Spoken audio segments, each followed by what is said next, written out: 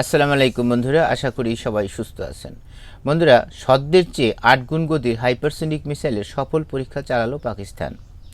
প্রিয় দর্শক, যুক্তরাষ্ট্র, রাশিয়া, চীন, ইরান এবং উত্তর কোরিয়ার পর এইবার হাইপারসনিক গতির সফল পরীক্ষা চালালো পাকিস্তান, যার ফলে আরব সাগরে ভারতীয় কিংবা অন্যান্য দেশের বিমানবাহী রণতরী এবং যুদ্ধ জাহাজগুলির জন্য এক বিরাট নতুন আতঙ্ক তৈরি করতে সফল হইল পাকিস্তান।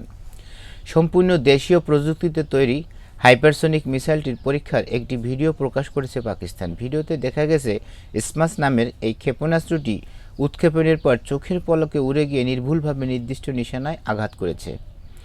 প্রতিরক্ষা বিশ্লেষকরা দাবি করেছেন, ইসলামাবাদের এই হাইপারসনিক অস্ত্রটি ভারতের জন্য এক নতুন বড় ধরনের চ্যালেঞ্জ তৈরি করেছে। হাইপারসনিক এই সফল নির্ভুল পরীক্ষার মাধ্যমে সামরিক ক্ষেত্রে প্রযুক্তিগত দক্ষতার প্রমাণ রেখেছে ইসলামাবাদ। স্মাস বা ধ্বংসকারী ক্ষেপণাস্ত্রের সাফল্যে গবেষকদের অভিনন্দন জানিয়েছেন প্রেসিডেন্ট আসিফ আলী জারদারি, প্রধানমন্ত্রী শাহবাজ শরীফ এবং সেনাপ্রধান ফিল্ড মার্শাল অসীম মনির। এই ক্ষেপণাস্ত্রটির পরীক্ষা চালানো হয়েছে পাক নৌবাহিনীর বহরে থাকা যুদ্ধজাহাজগুলির মধ্যে সবচেয়ে শক্তিশালী ফ্রিগেট পিএনএস টিপু সুলতান থেকে। উৎক্ষেপণে ব্যবহার হয়েছে রণতরীর ভিতরে থাকা লঞ্চার।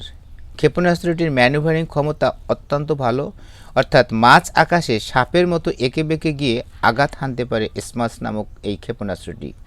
আর এই কারণে রাডারে এটি চিহ্নিত করা খুবই কঠিন। পাকিস্তান কর্তৃপক্ষ তাদের নতুন এই হাইপারসনিক মিসাইলটির শক্তি সংক্রান্ত যাবতীয় তথ্য গোপন রেখেছে। তবে বিভিন্ন সূত্রের খবরে জানা গেছে মিসাইলটির ওজন ১৬ থেকে ১৮ টন এবং এর পাল্লা ৭২০ থেকে ৮৫০ কিলোমিটার। ক্ষেপণাস্ত্রটি ৫০০ থেকে ৭০০ কেজি বিস্ফোরক বহন করতে পারে। স্মাস মিসাইলটি কাঠামোগত ঘূর্ণন ছাড়াই ৩৬০ ডিগ্রি বেঁকে গিয়ে সুনির্দিষ্ট লক্ষ্যবস্তুতে আঘাত হানতে পারে।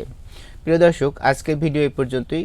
পরবর্তীতে আবার নতুন ভিডিও নিয়ে আপনাদের সাথে কথা হবে। সে পর্যন্ত সবাই ভালো থাকবেন, সুস্থ থাকবেন এবং বাংলাদেশকে ভালোবাসবেন। আল্লাহ হাফেজ।